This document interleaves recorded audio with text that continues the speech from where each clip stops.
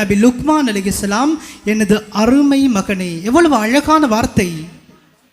எப்பயாவது இந்த பிள்ளையை பார்த்து என்னுடைய தங்க மகன் அப்படின்னு சொல்லியிருக்கிறோமா?